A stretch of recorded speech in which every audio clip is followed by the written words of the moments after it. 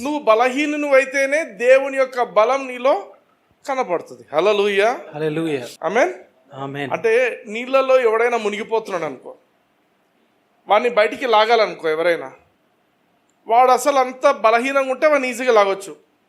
వాడు కొంచెం బలం ప్రదర్శించిందంటే నువ్వు లాగబోయినా వాడు లోపలికి లాగేస్తాడు. తెలుసా అది? That's the truth.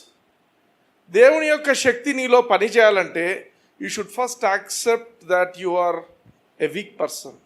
ప్రభా, నా ఎబిలిటీస్ కాదు, నీ కృప అనేది నోరు తెరిచి వీలైనన్ని సార్లు చెప్పుకోండి.